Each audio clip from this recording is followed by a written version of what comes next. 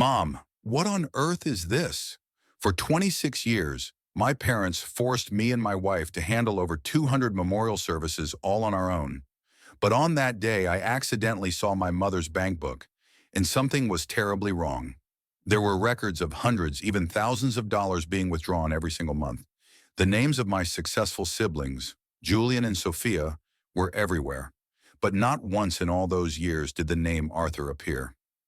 On the day of the great memorial, the 53-year-old anger of an eldest son finally boiled over. What choice will Arthur make after discovering this betrayal? Thank you for visiting our channel for these life stories. Before we begin, please like and subscribe, and let us know in the comments where you are listening from so we can send our warmest wishes your way. Now, let us begin today's story. The winter wind howled through the narrow, fog-laden streets of Boston, carrying the sharp scent of salt from the Atlantic and the biting chill of a New England January. The city was a ghost of itself at this hour, wrapped in a heavy, slate-gray mist that clung to the brownstone buildings like a damp shroud. Streetlights flickered rhythmically, casting long, shivering shadows across the icy pavement, where the frost had already begun to claim the world. Inside a modest apartment on the edge of the city, the silence was absolute until the sharp, persistent chirp of an alarm pierced the air. It was 4:30 a.m. Arthur, a man in his early 50s with silver-streaked hair, deep-set eyes framed by weary lines, and a frame toughened by decades of manual labor, reached out a calloused hand to silence the noise before the first cycle could finish. His movements were practiced and fluid, born of 18 years of the same ritual. Beside him, the bed shifted slightly. Clara, Arthur's wife, a woman whose once bright eyes were now often shadowed by fatigue, her posture slightly stooped from years of service and endless domestic toil, stirred in her sleep but did not wake. She had only returned from her late-night shift at the local supermarket a few hours prior, her body still recovering from the grueling pace of stocking shelves and standing at the register. Arthur held his breath, watching the rhythmic rise and fall of her shoulders. He slipped out from under the heavy blankets with the stealth of a thief, his bare feet hitting the cold hardwood floor without a sound. He didn't turn on the bedroom light. He didn't need to. He knew every inch of this space, every creak in the floorboard he needed to avoid. In the bathroom, the harsh glow of the fluorescent bulb revealed a face etched with the history of his sacrifices. The shadows under his eyes were like bruises, and the deep furrows on his forehead seemed to have grown deeper overnight. He splashed ice-cold water on his face, the shock of it finally clearing the fog of sleep from his brain. As he moved toward the kitchen, he passed the dining table and stopped. There, wrapped carefully in plastic wrap, sat two neatly packed sandwiches and a thermos of hot black coffee. Beside them lay a small, pale blue sticky note. "Today, we have to take your mother to the hospital after your shift. Don't forget," the note read in Clara's neat, looping cursive. Arthur felt a familiar pang in his chest. Clara had prepared this before she had even gone to her own job the night before, thinking of his hunger and his family's needs, even when her own legs were likely throbbing with pain. He folded the note carefully and tucked it into the pocket of his heavy work jacket, his fingers lingering on the paper. Stepping outside, the cold hit him like a physical blow, the 18-degree C warmth of the apartment replaced by a sub-zero gust that turned his breath into white plumes of steam. He walked briskly toward his delivery truck, the gravel crunching under his boots like breaking glass. When he climbed into the driver's seat and turned the key, the engine groaned and sputtered before finally roaring into a rhythmic, rattling life. He sat there for a moment, waiting for the heater to kick in, his hands shaking slightly from the cold. As he drove toward the massive logistics center on the outskirts of Boston, his mind drifted back 26 years. He remembered the day they were married in a small chapel in Providence. He had held Clara's hands, soft, smooth, and full of hope back then, and promised her a life of peace. He had envisioned a future where they would build a legacy together, free from the crushing weight of obligation. But the reality of being the eldest son in a family bound by rigid tradition had slowly eroded that promise. Over those 26 years, their lives had been measured not in personal milestones, but in the 200 memorial dinners and family feasts Clara had prepared single-handedly. He saw her hands in his mind, the hands that used to play the piano, now covered in kitchen burns and thickened by the lie of cleaning products. He reached the warehouse just before 5 a.m. The facility was a hive of industrial chaos. Conveyor belts hummed with a mechanical roar, and the air was thick with the smell of diesel and cardboard dust. Sam, a younger driver in his early 30s, energetic but observant, who looked up to Arthur as a mentor, approached him with a lopsided grin. "Morning, Art. You're always the first one here. Don't you ever sleep?" Sam asked, hoisting a heavy crate onto his cart. "Sleeping doesn't pay the bills, Sam," Arthur replied with a faint, tired smile. "You okay? Your back's acting up again, isn't it?" Sam noticed the way Arthur winced as he lifted a 20-kilo box. "I'm fine. Just need to get moving." Arthur dismissed the concern, though a sharp, white-hot needle of pain shot through his lower spine. He had been ignoring the doctor's advice to rest for 5 years, because a day off was a day without a paycheck. His first stop was a high-rise apartment complex. When he arrived, a sign on the door announced that the elevator was out of service. Arthur stared at the sign for a long beat, a heavy sigh escaping his lips. He didn't have time to wait for a technician. He loaded 3 heavy boxes into his arms and began the climb to the 5th floor. By the 3rd flight, his breath was coming in ragged gasps and his calf muscles were screaming. By the 5th, his arms were trembling so violently he nearly dropped the packages. He set them down and rang the bell. "Just leave them at the door," a sharp voice called out from inside without opening it. Arthur wiped the sweat from his brow, nodded to the closed door, and turned back to the stairs. He had 149 more deliveries to go. Around noon, he pulled his truck into a quiet side street to finally eat. He unwrapped the sandwich Clara had made. It was turkey and Swiss, his favorite. As he took a bite, he felt the weight of his phone in his pocket. He pulled it out to find the family group chat buzzing with activity. His mother had posted a reminder about the upcoming memorial service for his great-grandfather. Below it, his younger siblings had chimed in with, "Count me in," and "See you there." Then came the specific instructions for him. Clara needed to fry the cod cakes and prepare 3 types of sides, and Arthur needed to handle the high-end fruit baskets because the ones the others brought last year were too small. Arthur stared at the screen, the sandwich suddenly tasting like ash in his mouth. He didn't reply. He couldn't. He reached into his jacket pocket to find a napkin, but his hand brushed against something else. It was another note, hidden deeper in his pocket than the first one. This one was folded small, almost as if Clara hadn't intended for him to find it right away. He unfolded it with trembling fingers. "Arthur," it began, "I saw you checking the bank balance last night. Please don't worry about the medical bills for my back. I took an extra shift at the store this weekend. I am still okay, really. Don't worry about me. Just focus on getting through the week. I love you." The words blurred before his eyes. He knew she wasn't okay. He had seen her gripping the kitchen counter in agony just yesterday. He knew she was working herself into a grave to cover the costs of his family's endless demands and his own failing health. The silence of the truck cabin was suddenly broken by a ragged sob. Arthur slumped over the steering wheel, the crumpled note clutched against his chest. He cried for the promise he hadn't kept, for the 200 days of her life she had given to people who didn't even say thank you, and for the sheer, crushing unfairness of it all. Outside, the Boston fog began to thin, but the cold remained, deep and unyielding, much like the life he was trapped in.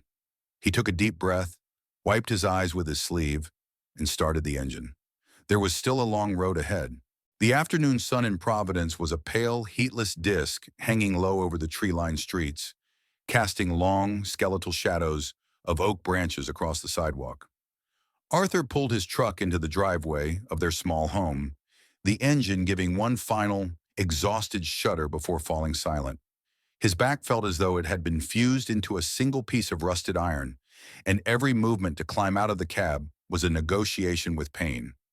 As he stepped onto the pavement, he saw Mrs. Gable, a neighbor in her late 80s who lived in the Victorian house next door, her silver hair always tucked under a knitted beret, and her eyes sharp enough to spot a weed from a block away, tending to her winter bird feeders. "Back late again, Arthur," she called out, her voice thin but clear in the crisp air. "Just the usual Friday rush, Mrs. Gable," Arthur replied, forcing a polite smile despite the throbbing in his spine. Mrs. Gable leaned on her porch railing, her gaze drifting to the stacks of empty grocery crates in the back of Arthur's truck. I saw Clara lugging in 3 bags of flour and a whole crate of produce earlier. Another one of those family services tomorrow, I gather. Grandfather's memorial, Arthur said simply. The old woman tutted, a sound of disapproval she didn't bother to hide. 26 years I've watched you too. I see Julian's fancy SUV roll in 10 minutes before the prayers start, and Sophia's New York car speeding off before the dishes are even cleared. Why aren't those two here now, helping Clara lift those heavy pots? Arthur looked down at his boots, the leather scuffed and salt-stained. They have busy lives, Mrs. Gable. Julian's firm is expanding, and Sophia, she has her academy. Busy lives, Mrs. Gable echoed with a dry laugh. We're all busy, Arthur, but some people are busy living, and others are just busy being served. That wife of yours is a saint, but even saints have breaking points. Arthur didn't have an answer for her.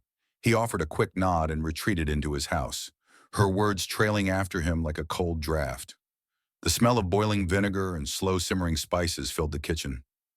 Clara was standing over the stove, her back to him. She didn't turn around immediately, but he could see the way she leaned her weight on her left hip to ease the pressure on her lower back. On the counter sat a mountain of potatoes waiting to be peeled and a stack of codfish being soaked for the traditional cakes. "You're home," she said, her voice sounding thin through the steam. "I am." Arthur walked over and placed a hand on her shoulder. He could feel the tension in her muscles, tight as a bowstring. "You should sit, Clara. I'll take over the peeling." "There isn't time," she whispered, finally turning to look at him.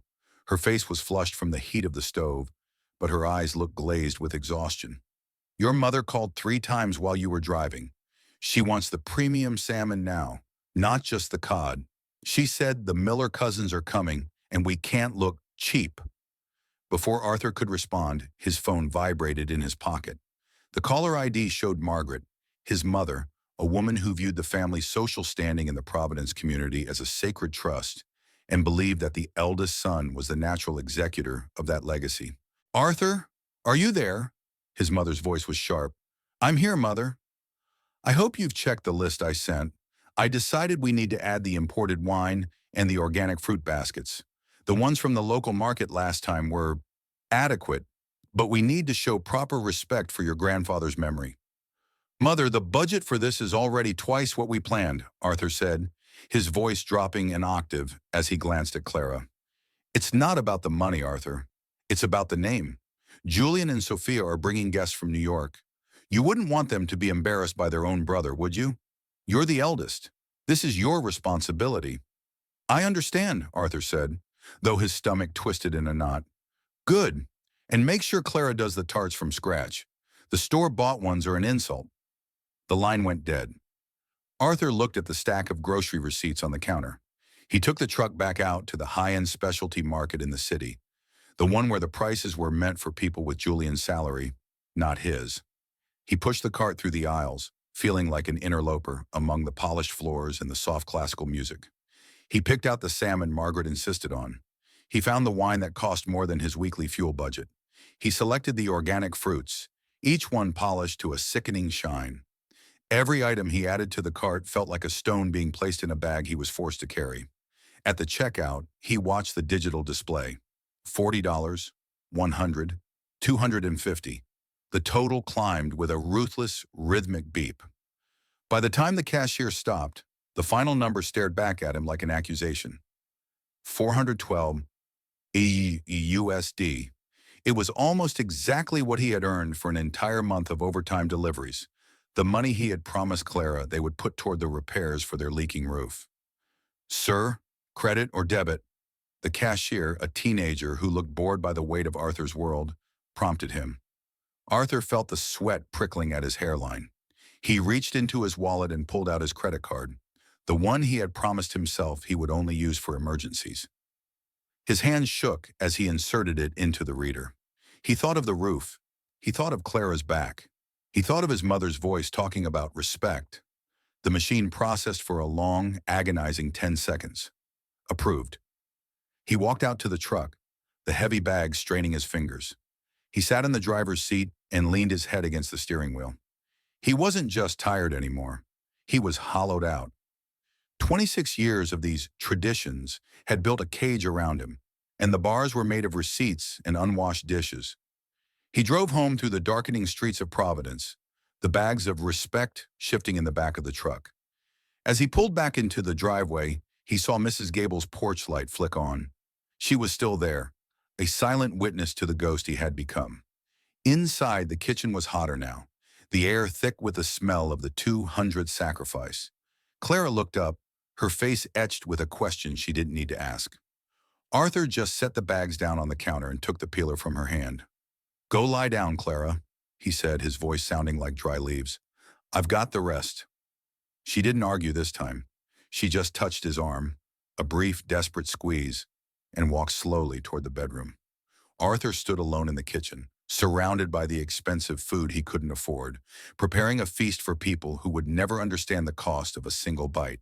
The Saturday morning air in Providence was crisp and deceptively bright, the kind of New England winter day that looked warm through a window, but bit like a needle the moment you stepped outside.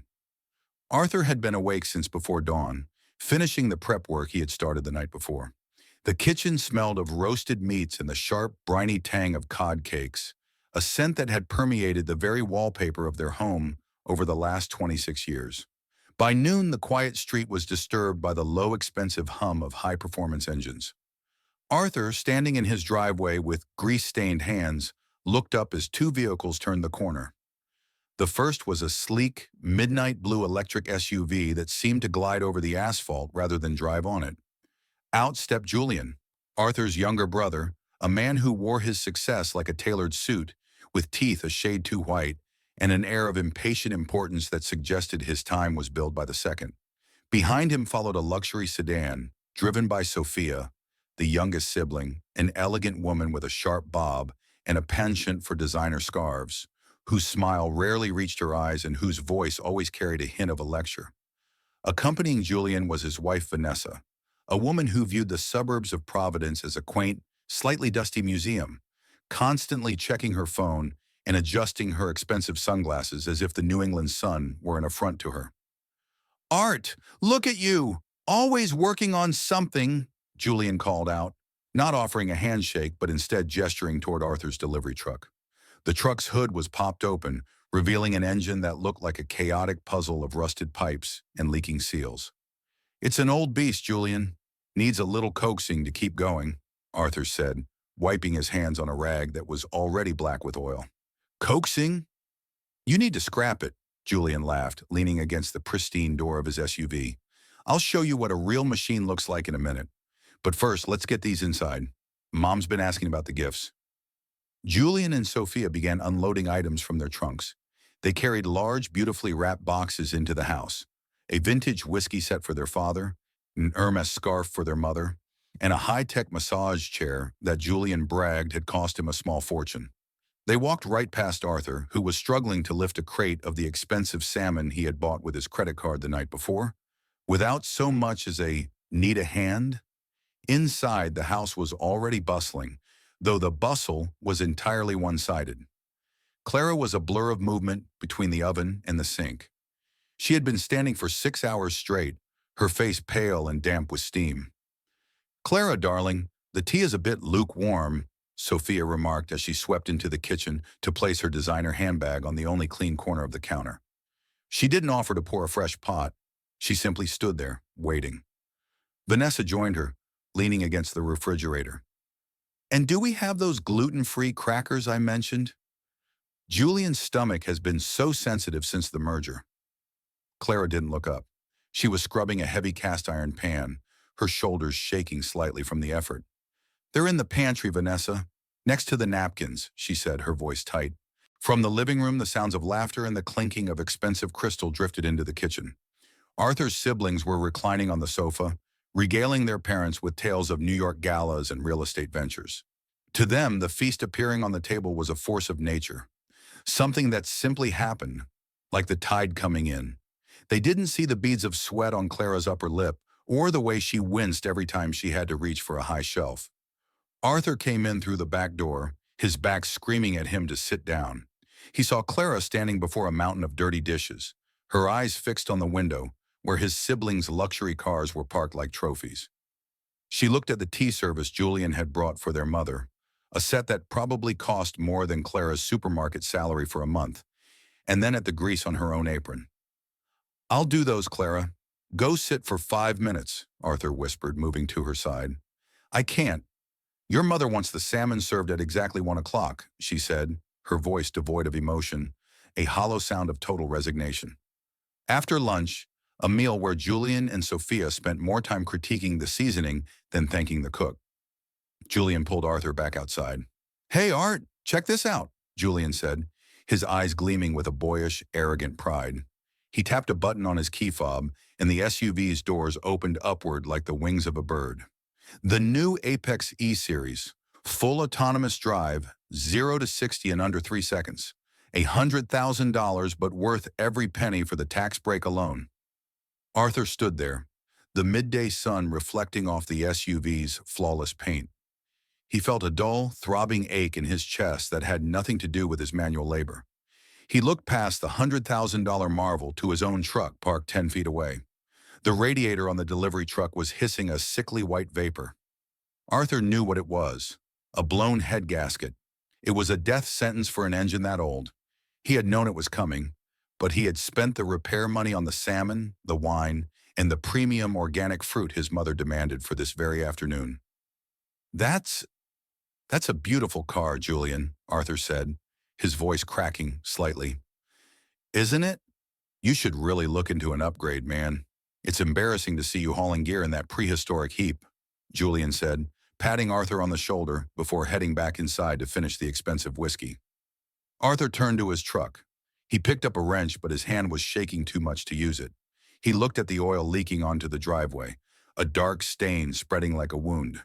He was a man who spent his life delivering goods to others, ensuring everyone else had what they needed, while his own life was literally falling apart in the driveway. Inside, he could hear Sophia complaining that the dessert wasn't chilled enough. He looked at the grease under his fingernails and the luxury cars blocking his exit. For 26 years, he had believed that being the eldest meant being the shield. But as he stood in the cold afternoon air, watching his brother's $100,000 toy, he realized he wasn't a shield at all. He was just the floor they walked on to keep their shoes clean. The following Monday, the sky over Providence was the color of a bruised plum, heavy with the promise of more snow. Arthur had managed to limp his truck back home by pouring every spare cent into a temporary sealant, but the engine's rattle sounded like a death knell in his ears. He wasn't on the road today. Instead, he was at his parents' house in the older, historic district of the city. His father had requested he clear out the basement and the mahogany-paneled library, claiming the clutter was making his mother's allergies worse. Arthur worked alone. Julian and Sophia had long since fled back to their glass and steel lives in New York, leaving behind nothing but empty wine bottles and the lingering scent of expensive cologne. Henry, Arthur's father, a man who had once been a stern foreman and now occupied his days by critiquing the world from the depths of a wingback chair, sat in the living room. He was a man of few words, most of them transactional. "The boxes in the corner, Arthur. They've been there since you were a boy. Get them to the curb or the attic. I don't care which," Henry called out without looking up from his newspaper. Arthur spent hours hauling heavy crates of old records and rusted tools. His back screamed with every step, the pain a dull, constant throb that felt like a hot iron pressed against his vertebrae. He thought of Clara, who was at that very moment standing behind a deli counter in the supermarket, her own back likely echoing his. He felt a wave of guilt so thick it nearly choked him. They had eaten instant noodles for 3 nights straight last week, so they could afford the premium vitamins and organic supplements his mother insisted she needed to survive the winter. By mid-afternoon, Arthur was in the library, a room that smelled of old paper and tobacco. He moved toward an ornate oak desk, a piece of furniture that had always been off-limits during his childhood. As he pulled it away from the wall to dust behind it, the desk wobbled and a hidden compartment in the back of a drawer clicked open. A small navy blue bank book fell out. It was his mother's personal savings account. Arthur picked it up, intending to place it back, but the book fell open, and his eyes caught a glimpse of the transaction history. He shouldn't have looked, but his heart was already hammering against his ribs like a trapped bird. The dates were organized with terrifying precision. Every month on the 1st and the 15th, large sums were withdrawn. John 15, 2500 USD, wire transfer, Julian, investment support. Feb 01, 1800 USD, wire transfer. Sophia, Academy rental. Feb 15, 5000 USD, wire transfer, Julian asset management. The numbers blurred before his eyes. He flipped through the pages. 1 year, 2 years, 5 years back. The pattern never broke.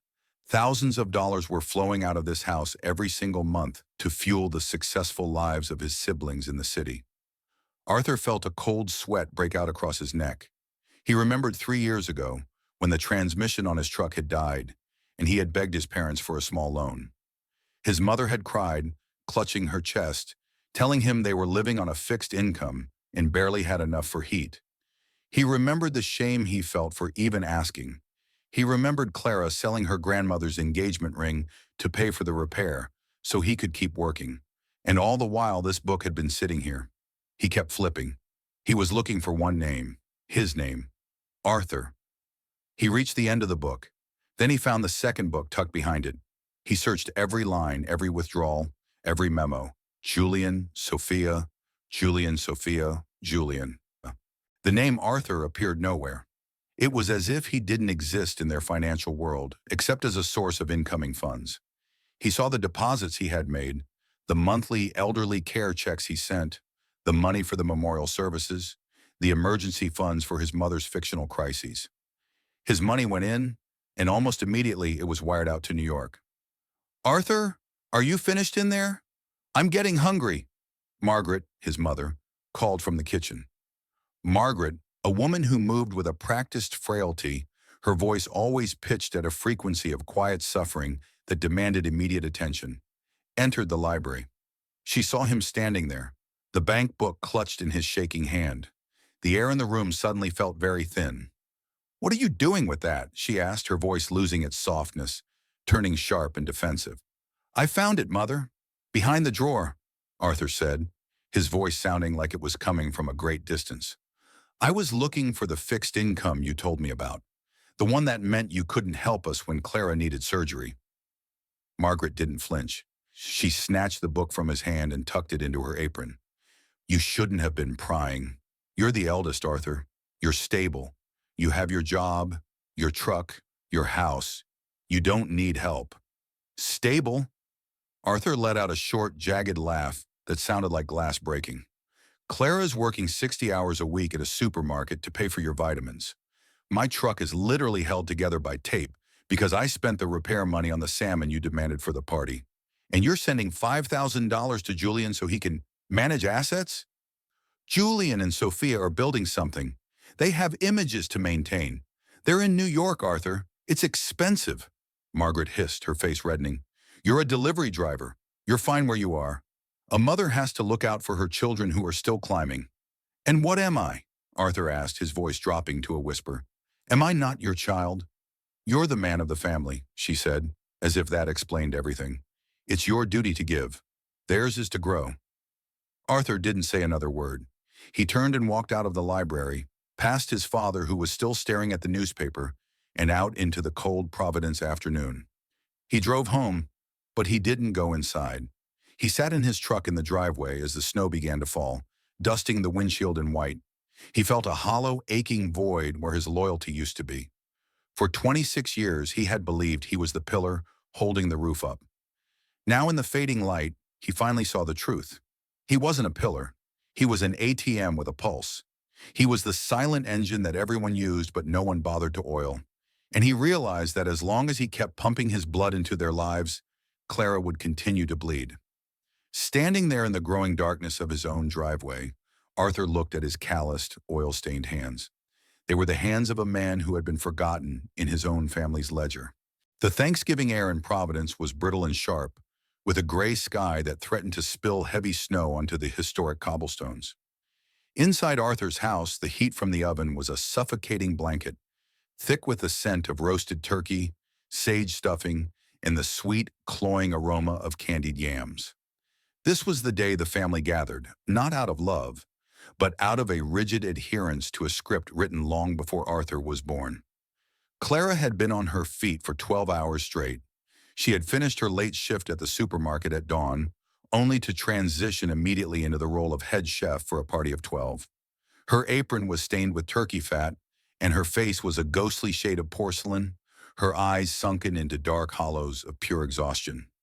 Arthur watched her from the kitchen doorway, his heart aching with a mixture of guilt and simmering fury. He had spent the morning trying to help, but his mother, Margaret, had shooed him away, insisting that men have no place in a Thanksgiving kitchen, while simultaneously critiquing the way Clara basted the bird. The guests arrived with the usual New York flourish. Julian and Sophia entered like visiting royalty, shedding their designer wool coats and handing them to Arthur as if he were a cloakroom attendant. Julian was accompanied by a new face this year, Marcus, a polished, sharp-jawed business consultant with a smile that felt as artificial as the veneers on his teeth. Marcus was the kind of man who measured everyone he met by the cost of their watch. "Art, my man, looking hard-working as ever," Julian said, clapping Arthur on the shoulder with a patronizing grin. "Listen, Marcus here, and I have a huge project on the horizon, a complete overhaul of the firm's logistics. It's a gold mine." Arthur nodded silently, his fingers tightening around the coats. He led them into the living room, where his father, Henry, sat in his usual throne-like chair. The afternoon was a blur of superficial laughter and the clinking of wine glasses. In the kitchen, the atmosphere was far more grim. Clara was wrestling with a heavy porcelain platter, her hands trembling so violently that the gravy boat rattled against the side. "Clara, the mashed potatoes need more cream. They're a bit rustic," Sophia called out from the dining room, her voice carrying that effortless tone of someone who had never mashed a potato in her life.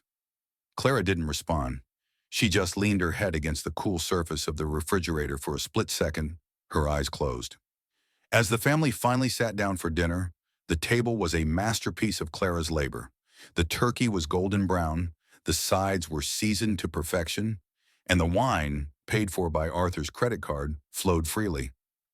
"A toast to the family," Henry declared, raising his glass, "and to Julian's new venture. May the name continue to prosper."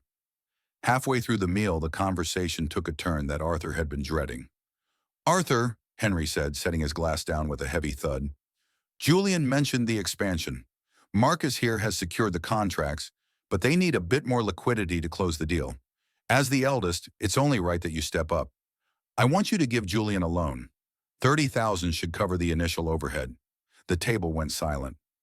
Arthur looked at his father, then at Julian, who was casually sipping his wine as if he hadn't just asked for his brother's life savings. 30,000? Arthur asked, his voice low and dangerous. "I don't have 30,000, father. My truck is dying, and Clara needs medical attention for her back." "Oh, don't be dramatic, Art," Julian chimed in, waving a hand dismissively. "You've always been the steady one. You have equity in the house. You can take out a line of credit. It's for the family's future." "A line of credit?" Arthur repeated, the fury in his chest beginning to boil over. Just then, Clara emerged from the kitchen carrying a heavy tray of desserts. Her face was no longer pale. It was a waxy, translucent gray. She took 2 steps toward the table, her knees buckled, and she collapsed. The tray hit the floor with a deafening crash, porcelain shattering into 1,000 white shards as the tarts scattered across the rug. "Clara!" Arthur screamed, diving across the room to catch her head before it hit the floor. She was unconscious, her breathing shallow and ragged. Arthur pulled her into his lap, his hands covered in berry filling and broken crust. "Ugh, what a mess," Vanessa groaned, pulling her chair back to avoid the stains on her silk dress. "Is she okay?" Sophia asked, not moving from her seat. "She's probably just had a bit too much wine, or maybe her blood pressure dropped from the heat." "Honestly, Clara, we were just about to eat dessert." "She doesn't drink wine while she's working," Arthur hissed, his eyes fixed on Clara's limp form. "Art, let's get her to the sofa," Julian said, looking at his watch. "She'll wake up in a minute. Marcus and I still need to go over those figures before the flight back to Manhattan. Don't let this ruin the evening." Something inside Arthur finally snapped. It wasn't a clean break. It was a violent, jagged tear of every tie that had held him to this table. He gently laid Clara on the rug and stood up. He walked to the hallway, reached into his jacket pocket, and pulled out the navy blue bank book he had taken from his mother's desk. He walked back into the dining room. The silence was absolute. He threw the book onto the center of the table, where it slid across the polished wood and came to a stop in a puddle of spilled wine. "What is this?" Henry asked, squinting at the book. "That's the family's future," Arthur spat, his voice trembling with a rage that had been brewing for 26 years. "I found it. Thousands of dollars every month, Father. Wires to Julian, wires to Sophia, all while you told me you were broke. All while Clara sold her jewelry to keep my truck running so I could keep sending you money for these traditions?" Margaret's face went white. "Arthur, you have no right." "I have every right," Arthur roared, slamming his fist onto the table so hard the glasses jumped. "I am the one who worked the 4:30 a.m. shifts. I am the one who paid for this turkey, this wine, and your organic medicine. And you have the nerve to ask me for more? To give to Julian, who has been bleeding you dry while I stayed silent?" Julian opened his mouth to speak, but Arthur pointed a shaking finger at him. "Shut up, Julian. Not a word. You buy a $100,000 car while your brother eats instant noodles to pay for your father's standing in this town." Arthur turned back to his father, who was staring at him in stunned silence. "I'm done," Arthur said, his voice suddenly cold and quiet. "This house, these GIO chap, these rules, they're over. As of this second, this family doesn't have an eldest son. It doesn't have a man of the family. It just has people who have to learn how to cook their own damn dinner."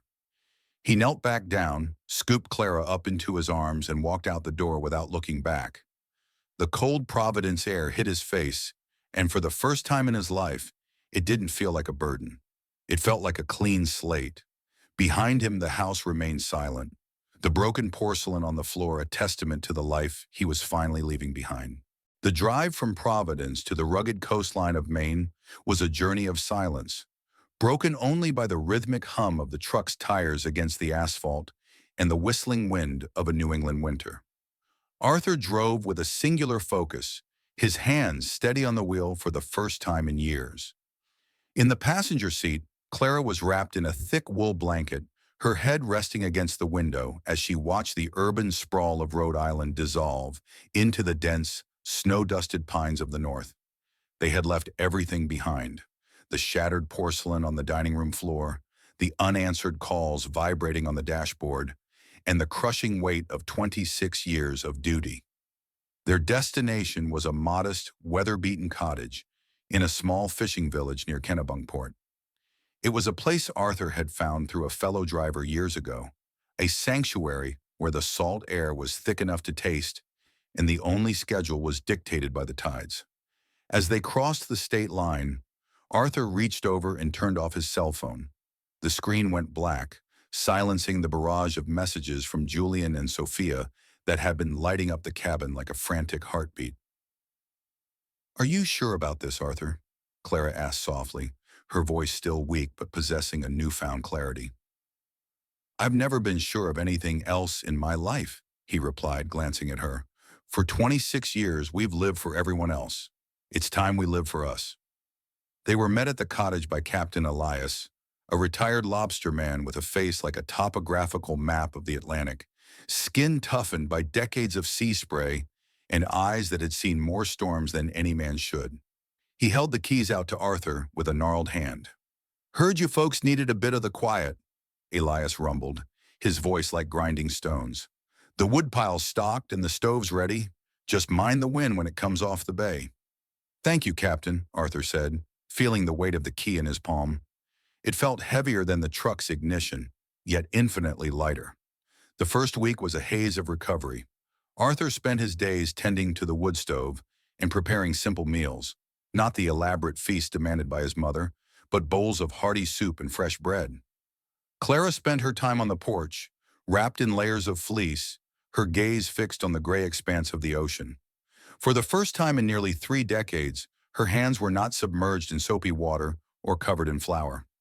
One morning, before the sun had even dared to peek over the horizon, Arthur woke to find the bed empty. Panic flared in his chest for a fleeting second, before he saw the porch door slightly ajar. He found Clara standing at the railing, the air so cold it turned their breath into silver mist. "Look, Arthur," she whispered. The sun was beginning to bleed over the edge of the Atlantic, a deep bruised orange that turned the dark waves into molten copper. There was no alarm clock chirping at 4:30 a.m. There was no delivery manifest to check, no frantic call from his mother about premium salmon, and no nagging guilt about a radiator he couldn't afford to fix. Arthur wrapped his arms around her from behind, pulling her close. "I promised you this a long time ago," he said, his voice thick with emotion. "You kept it," she replied, leaning her head back against his shoulder. "It just took us a while to find the map." While peace reigned in Maine, a different kind of storm was brewing back in Providence. At the historic family home, the absence of the eldest son and the perfect daughter-in-law had created a vacuum that none of the remaining family members knew how to fill. The next scheduled family gathering, a memorial service for a distant great-aunt, had become a theater of the absurd. Without Arthur to coordinate the logistics and Clara to handle the kitchen, the house had fallen into a state of paralyzed chaos. Julian sat at the mahogany dining table, his expensive silk tie loosened, staring at a pile of utility bills that had gone unpaid for 2 months because Arthur was no longer there to manage the household fund. "What do you mean the water might be shut off? Mjrna?" Margaret hissed, her voice lost its frail quality and was now sharp with panic. "Arthur always handles the utilities." "Well, Arthur isn't here, Mother," Julian snapped, his face flushed with frustration. "I tried to call him, but the phone is disconnected. I don't even know where the account numbers are kept." In the kitchen, Sophia was having a meltdown of her own. She stood before the massive, professional-grade oven, holding a cookbook as if it were an ancient, undecipherable relic. Tabitha, Julian's teenage daughter, a girl who spent most of her life behind a screen and had never seen a raw turkey in person, watched from the doorway with a mixture of amusement and horror. "Aunt Sophia, I think the smoke alarm is going off," Tabitha said, pointing to the thin wisps of black smoke curling out of the oven. "I followed the instructions," Sophia cried, waving a spatula frantically. "It said 350 degrees. Why is it burning?" "Did you take the plastic off the bird?" Tabitha asked dryly. The kitchen was a disaster zone of half-chopped vegetables, spilled flour, and unwashed dishes that had begun to pile up in the sink like a mountain of failure. Julian walked in, holding a bill for the lawn service that was 3 weeks overdue. "Sophia, we need to talk about the budget," Julian said, his voice strained. "Father says we need to contribute to the memorial fund this month, since Arthur isn't paying. It's $600 each." "$600?" Sophia shrieked, dropping the spatula into a puddle of gravy. "I have my gallery opening. I can't just throw money at groceries. That's what Arthur does." "Arthur isn't doing it anymore," Julian roared, slamming the bill onto the counter. "He left. He actually left. And now we're stuck in this house with no food, a burning bird, and a pile of debts we didn't even know existed." Henry watched the scene from his chair in the living room, the silence of the house now replaced by the jarring sound of his children's bickering. For the first time, he saw the success he had bragged about for what it truly was, a fragile facade built on the back of a son he had never truly thanked. Back in Maine, as the sun fully rose over the water, Arthur and Clara turned their backs on the horizon and walked into their warm cottage. The only sound was the crackle of the wood stove and the distant cry of a seagull. The migration of their hearts was complete.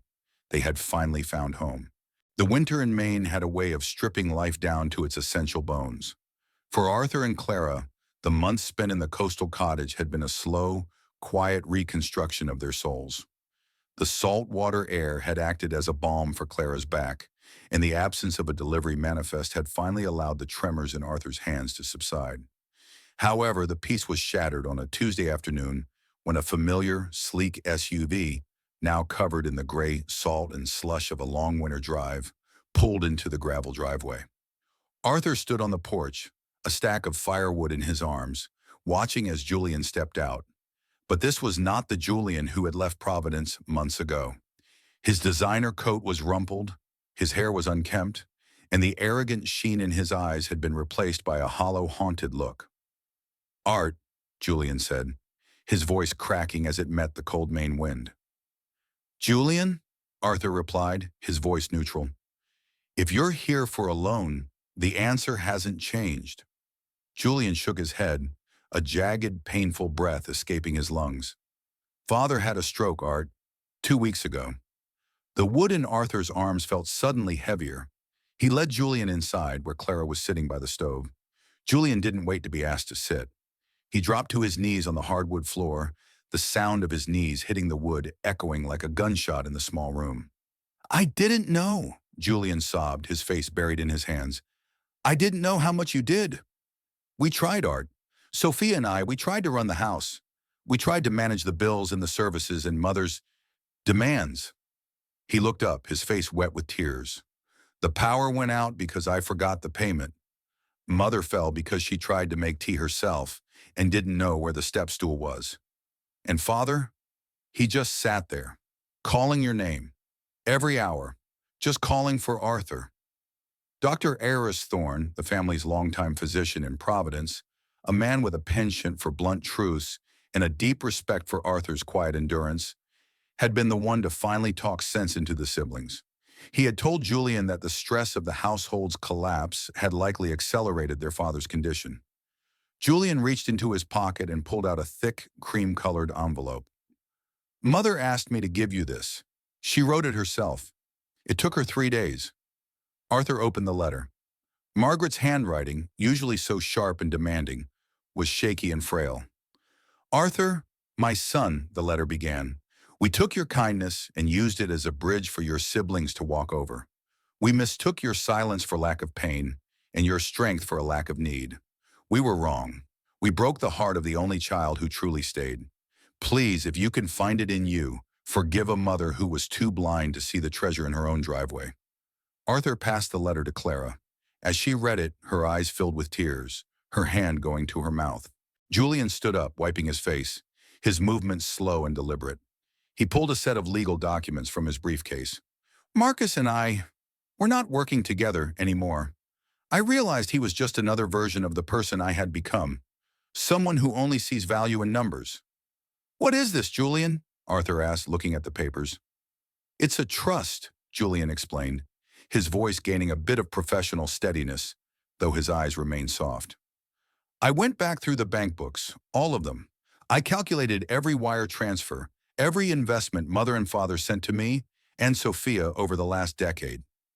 He pointed to a figure on the page, a staggering amount.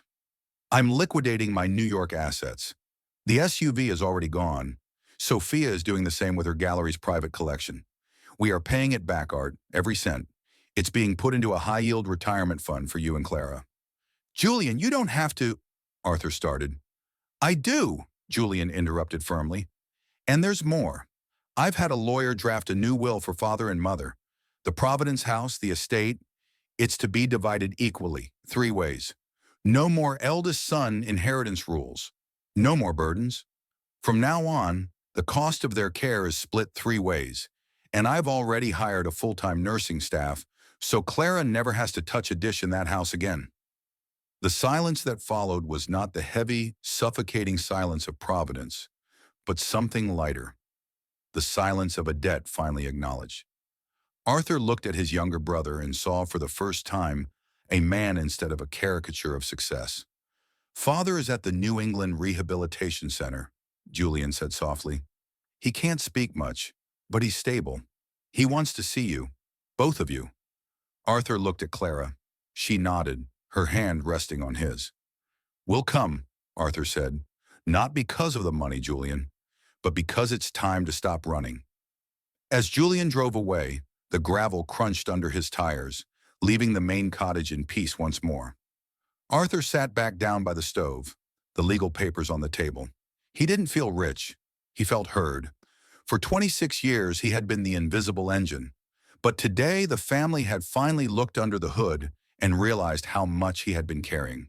The transition from the rugged, salt-sprayed isolation of Maine back to the historic streets of Providence felt like waking from a long, restorative dream into a reality that had been scrubbed clean.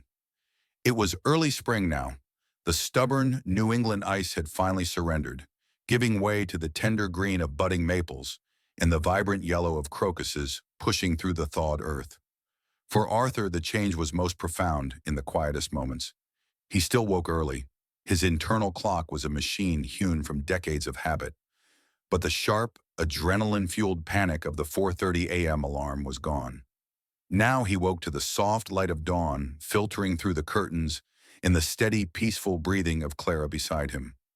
He no longer felt like a soldier preparing for a battle he was destined to lose. He felt like a man who owned his time. On this Sunday, the family was not gathering at the old house with its suffocating traditions and piles of dishes. Instead, they met at The Hearth, a bright, airy restaurant in downtown Providence, known for its floor-to-ceiling windows and a view of the river. Arthur sat at the head of the long table, dressed in a crisp linen shirt. Beside him sat Clara, and for the first time in 26 years, Arthur couldn't stop looking at her hands.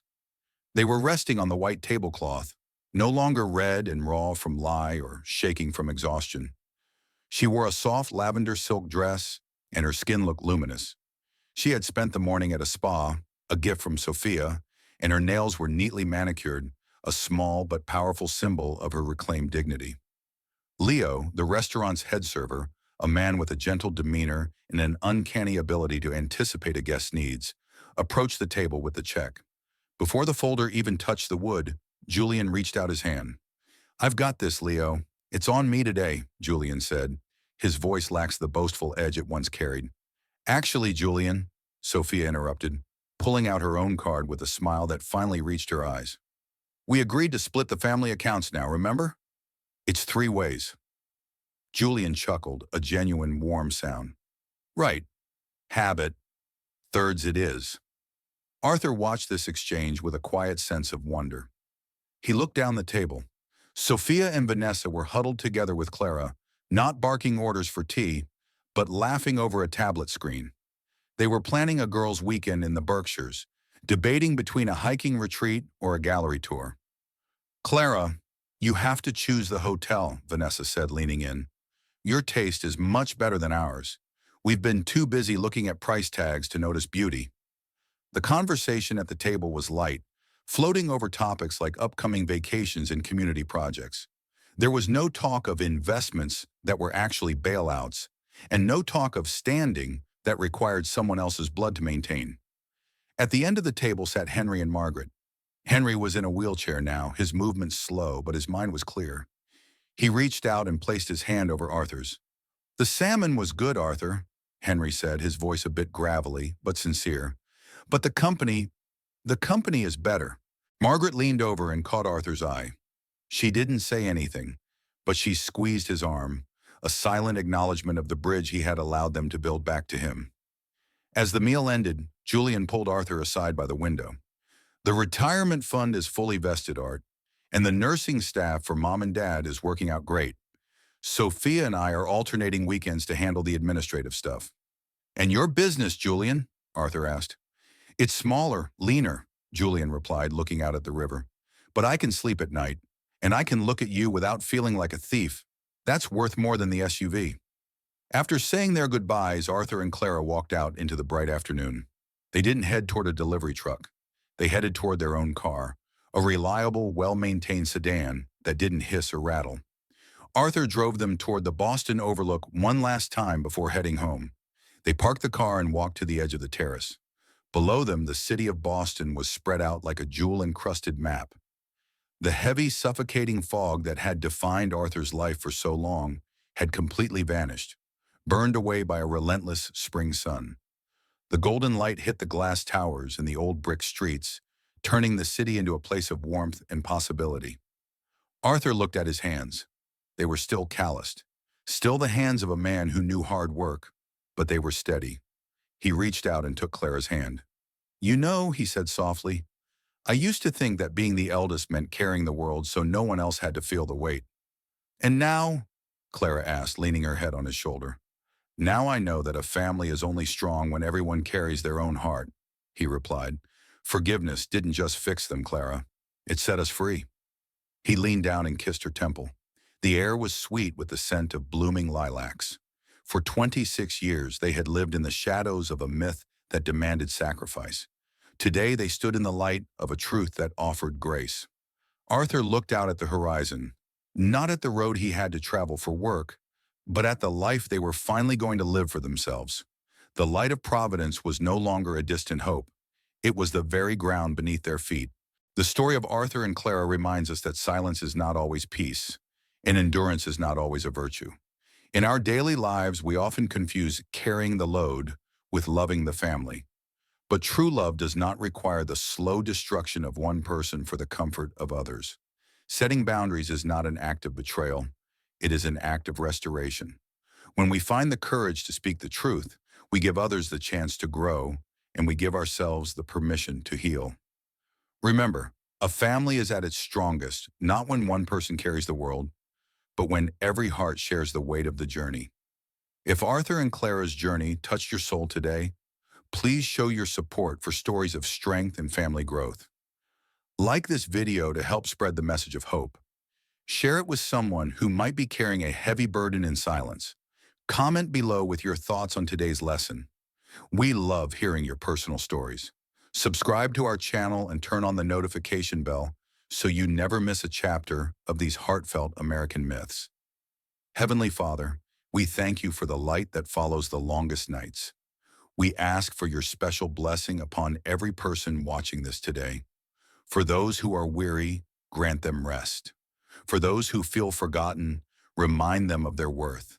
And for every family struggling with the shadows of the past, bring the warmth of your grace and the clarity of your truth. May we all find the strength to walk in the light of providence together. If you believe that love and justice will always find a way home, please write Amen in the comments below.